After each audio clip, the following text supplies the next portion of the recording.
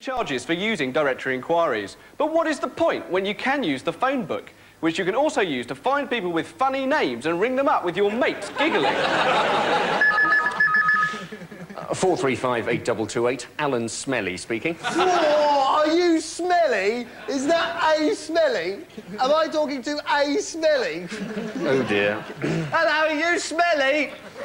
Yes. We'll have a bath then. That was the funniest thing ever. Now, who wants a curly whirly?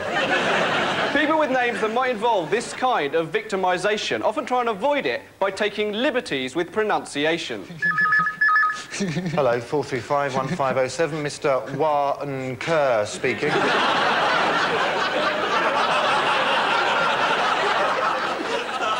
Well, it doesn't work quite so well now.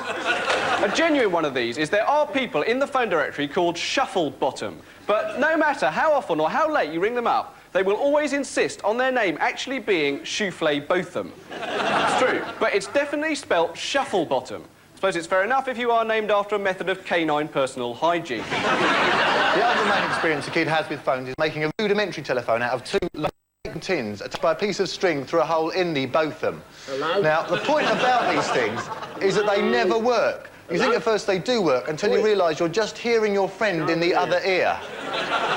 In fact, these were completely pointless, as by the time you got the string long enough not to hear your friend in the other ear, it was too long to carry the sound vibrations. And all you might be able to make out was the sound of him getting run over in the road outside. Since privatisation, you can now get an itemised phone bill. I've always thought that itemised bills should be sent out by other privatised industries, like, for example, water and sewage. Darling, did you do 3 dumps on the 3rd of May? And I didn't have a curry on the 5th of June. That's it, we're going to have to get a logbook. Incidentally, when they privatised electricity, they'd have sold a lot more shares if instead of all that Frankenstein stuff, they'd just show New Kids on the Block connected up to the national grid. Your most valuable phone accessory is the answer phone, although not if you insist on putting a wacky outgoing message on it. In fact, normally, the more wacky the outgoing message, the sadder the life of the person who made it. Hey, you're through to Ken Collins' crazy loony bin. I'm out with Maria Whittaker at the moment. Not really. So, leave me a message after the tone, but I shouldn't think I'll phone you back. I'm too busy partying. Mr. Collins, this is the gas board. You're sacked.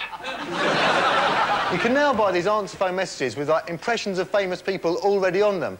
Unfortunately, the friends of the type of people who are likely to buy these are likely to be confused by them. Oh, sorry, Prince Charles. I didn't know you'd moved in with Barry.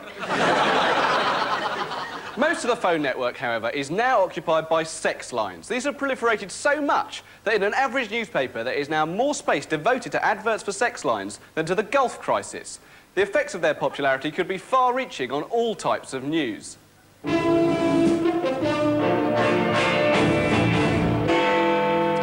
He wears her panties on 0898 444 444.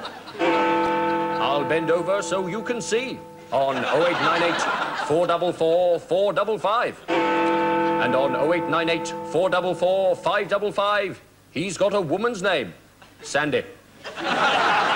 The point about 0898 numbers is that they have no sex in them at all. You're more likely to get a hard-on phoning the speaking clock. And it's so obvious that the women who are speaking on these tapes are not the same women as pictured in the adverts. You can tell from the voices. Let's phone one up now and put it through our studio speakers, right? This one is called I Am a Horny 18-Year-Old Virgin. Hello, one is a horny 18-year-old. Mr. Ernie Spencer of Wiltshire sent us in a letter asking to know the history of the telephone.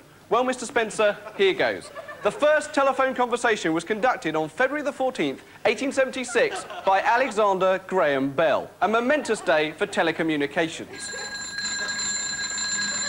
This is Alexander Graham Bell speaking. Is that A Bell? Are you A Bell? Sorry? Hello? Is that A Bell I can hear? Yes. Yes, it is. Well, you better go and see who's at the door.